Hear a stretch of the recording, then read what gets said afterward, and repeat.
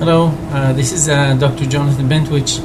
I'm here to speak to you about some of the exciting developments that are taking now place in 21st century theoretical physics. I'm the father of the Computational Unified Field Theory. This is a theory that became published or publicly known over the past 5 years or so. There's been over 30 peer-reviewed scientific articles that have been written regarding this theory. This theory is considered today by physicists as a leading candidate for the new paradigm for 21st century theoretical physics. As a matter of fact, a new special issue published by global journals just came out with the title of the Computational Unified Field Theory being the 21st century new paradigm for physics. And I'm here to just highlight some of these exciting developments, as well as the upcoming conference, Condensed Matter Physics 2019, which I will open with a keynote lecture. Opening lecture that would take place on the 7th of October. It's between the 7th and 9th of October. And in this keynote opening talk, as well as on the seminar on the following day, on the 8th of October in Chicago, I will elaborate on this breakthrough, a new paradigm of 21st century theoretical physics.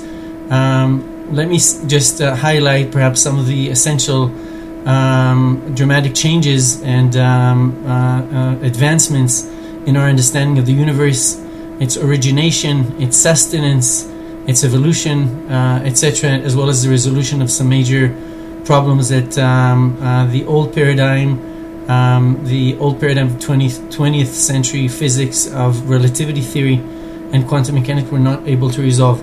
Perhaps I will start by saying that we are standing indeed in a very historic time, which I believe, and I've written about that as well, is equivalent, really equivalent to the state of physics 100 years ago.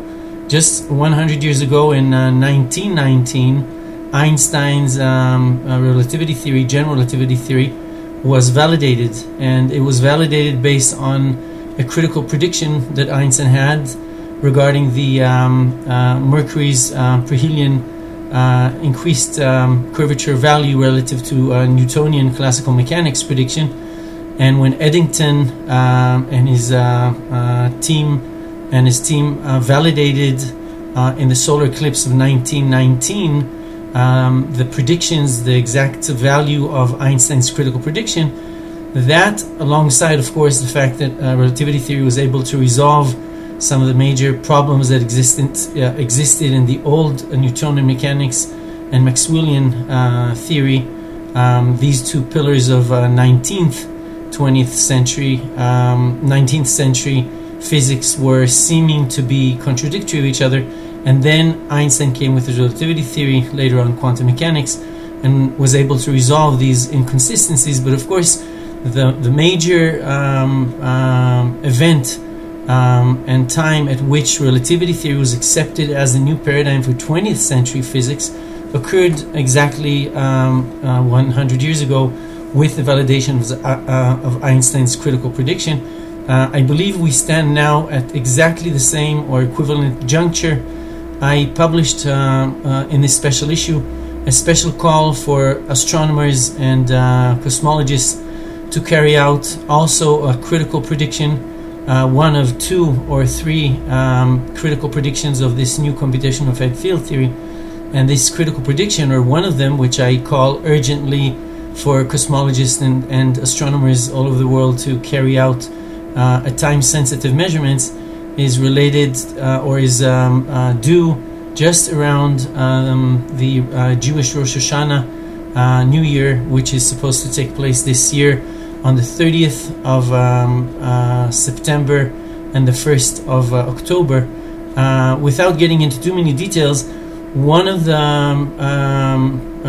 significant discoveries and exciting discoveries of this new computational unified field theory new paradigm is that there exists a singular, higher ordered universal computational principle or consciousness principle, and that universal computational principle or consciousness principle, it computes simultaneously every exhaustive spatial pixel in the universe simultaneously.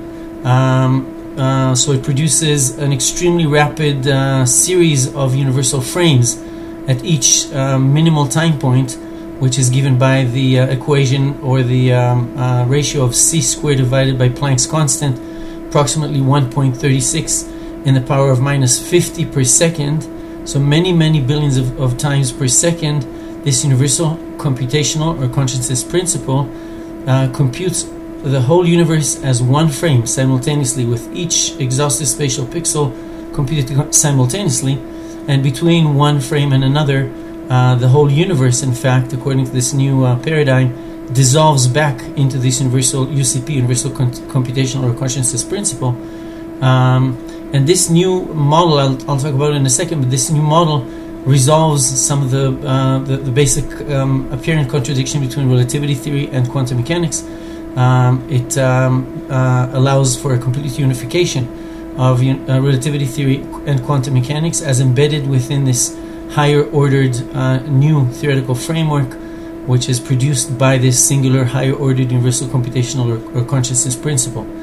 But for our specific purpose of explaining this call for cosmologists and astronomers all over the world to test a time-sensitive critical prediction. So essentially, because this universal computational or consciousness principle produces, reproduces, dissolves, and evolves the whole universe in this extremely rapid rate, one of the postulates of the theory is that this universal computational or consciousness principle or reality may also be affected by what I call collective human consciousness focus. So in other words, at a time such as the Jewish New Year, Rosh Hashanah coming up soon, at that time when there is a collective human consciousness focus of millions of Jews in this case, focusing on this singular universal consciousness reality, God.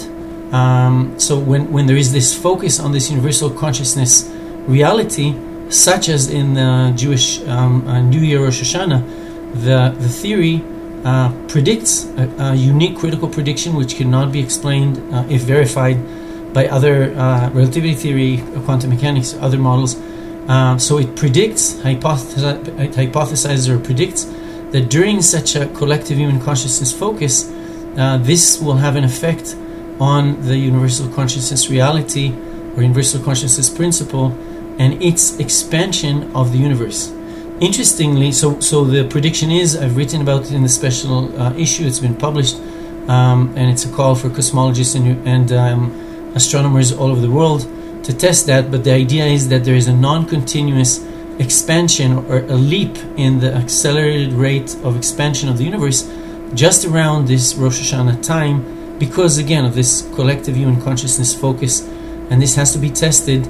The prediction is that if we test if we measure the rate of expansion of the universe prior to this time, Rosh Hashanah, and from Rosh Hashanah onwards, about 2 weeks prior and then 2 weeks later, if that's not possible, then even 5 days before and 5 days after, the theory, the prediction is that there would be a non-continuous expansion of the universe just beginning at and following Rosh Hashanah, as opposed to the period that is before that.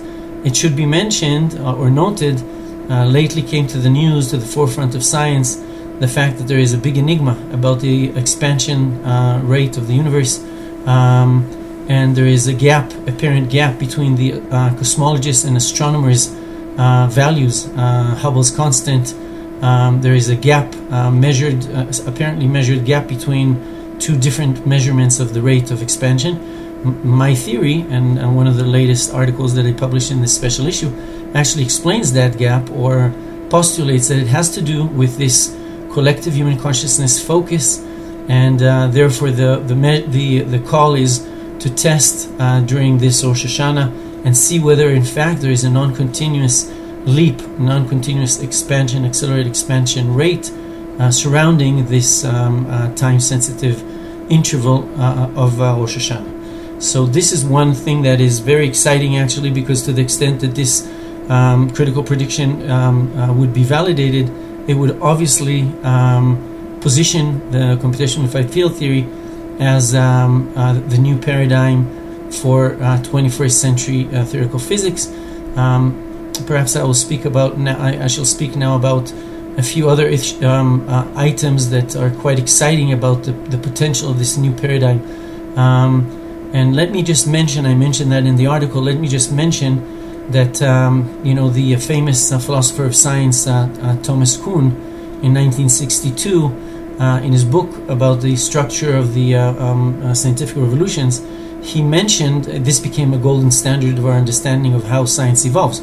But Kuhn's basic analysis states that science evolves, like other things, evolves through a particular pattern, and it alternates between phases of standard science, in which a given paradigm, such as relativity theory, before that Newtonian mechanics, perhaps this new theory, this new computational unified field theory, would indeed be validated as the new paradigm for 21st century. But each time science accepts a paradigm, for a while that paradigm becomes very useful, and the whole research and findings and questions that are being answered are all funneled through that paradigm. That would be a standard paradigm phase. And then Kuhn says, of course, there is the paradigmatic shift phases, in which a given paradigm does not suffice any longer, and we see exceptions, we see abnormalities, we see phenomena that cannot be explained. We see usually a contradiction within the old paradigm. So just to make the case much clearer, in the case of Einstein, for example, there was, when Einstein came along with relativity theory, there was all of the characteristics that Thomas Kuhn spoke about. These characteristics included a contradiction or an apparent contradiction between relativity theory and quantum mechanics.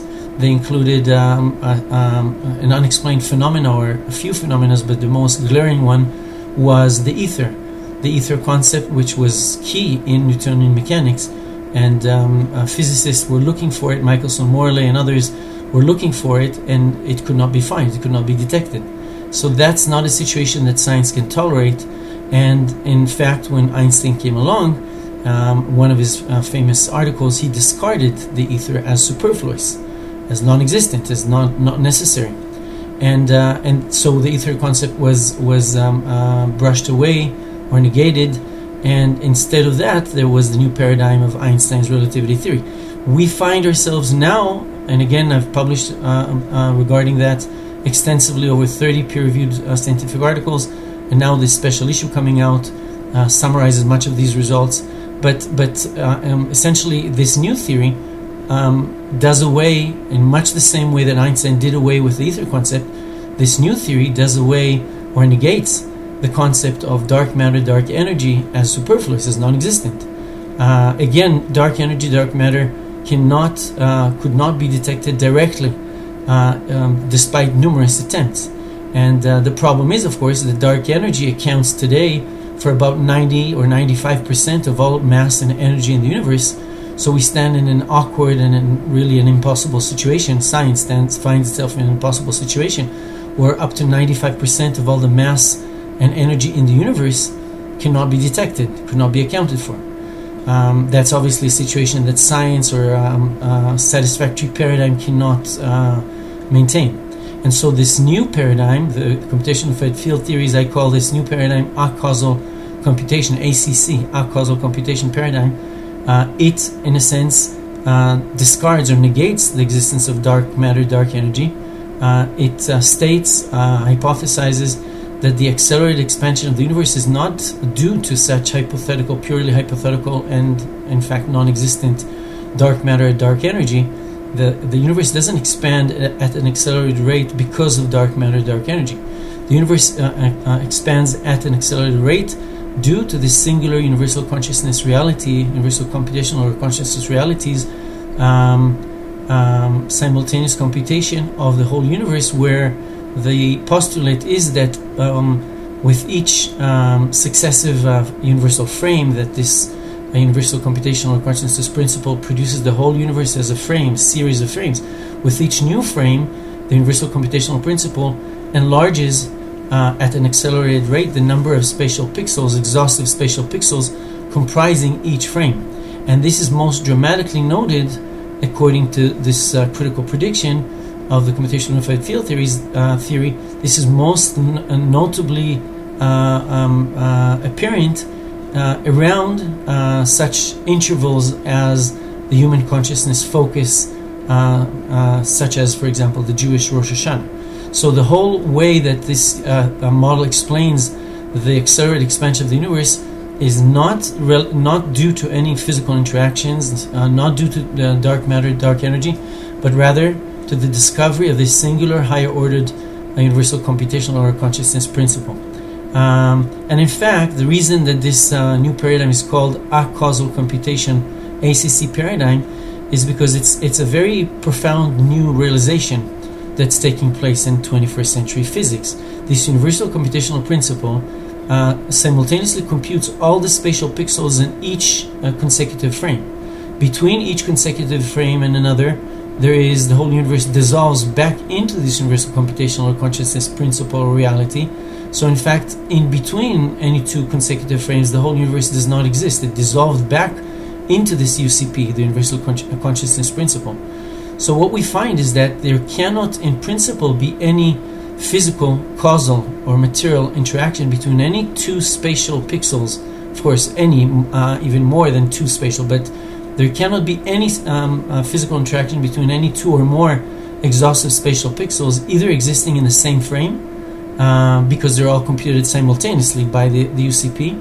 And of course, there cannot be any interaction between any such exhaustive spatial pixels existing in one frame and any other consecutive or following frames, because the whole universe dissolves, so there's no possibility of a transference of any physical interaction or effect either within a frame or across frames. And that's why this new paradigm is called the acausal computation paradigm, essentially saying that the whole evolution of the universe, its origination, has to be derived solely from this singular higher ordered universal computational or consciousness principle. So this new acausal computation paradigm therefore negates some of our basic prior assumptions, which I call material causal assumption, essentially that you can explain the universe, whether it's through relativistic or quantum subatomic interactions, through physical interactions between particles, between observer and relativistic phenomena. This has to be revised, and in fact, therefore, the new paradigm negates some of our basic older assumptions and replaces them with a more exhaustive, comprehensive framework. So, for example, the Big Bang model is negated because there could not have been an interaction either in the first frame or consecutive frames, and you cannot derive the state of the universe from previous frame to the following frame, because the whole universe dissolves back into this universal computational principle. So the Big Bang model is negated. The dark matter, dark energy postulate concepts are negated, and other major phenomena. The second law of thermodynamics is challenged. Einstein's general relativity, Einstein's equations, assuming that the evolution of the universe has to do with the curvature of space-time by massive objects, and that these massive objects are then their traveling pathways are determined by this curvature of space-time. Such material causal interactions are not possible, again due to the simultaneity of the UCP's computation of all exhaustive spatial pixels in each frame and the dissolution of the universe between one frame and another. It's a very profound and exciting new way of looking at the universe. I will just perhaps mention one more exciting discovery, which calls for much more research, obviously. and that is the discovery of the universal computational formula. The universal computational formula, in fact, encapsulates and integrates space, time, energy, and mass as secondary computational byproducts, which are integrated based solely on the operation of the universal computational principle. And so we have a situation where this universal computational formula both integrates relativity theory and quantum mechanics completely as partial elements within this universal computational formula. The two formats of the universal computational formula, the relativistic format and the quantum format, actually include or embed such known relationships as energy mass equivalence E equals mc square, the complementary pairs of Heisenberg's uncertainty principle, and so forth and so on. But we can see that this universal computational formula actually transcends, it embeds both relativity theory and quantum mechanics, but it transcends them and shows that they're in fact special cases within this broader and more generalized universal computational formula. Interesting to note that Einstein had a famous quote where he said that he wishes relativity theory to become a special case in a broader understanding, and that's exactly what's happening with this new theory. Again, we're passing through historic times. I call all the cosmologists and astronomers to carry out this critical prediction around Rosh Hashanah. There is one more critical prediction that I wrote there in the special issue and even previously, having to do with subatomic accelerators and measurements of the presence, the much greater presence of relatively more massive particles relative to less massive particles, such as between the muon, the more massive, relative to the lesser massive electron particle. And the prediction is that if we carry out very time-sensitive temporal measurements, minute temporal measurements, the unique prediction of the computational applied field theory is that through such minute temporal measurements, it could be detected that more massive particles, such as the muon particle, would appear across a much greater number of such universal frames relative to the presence of the electron.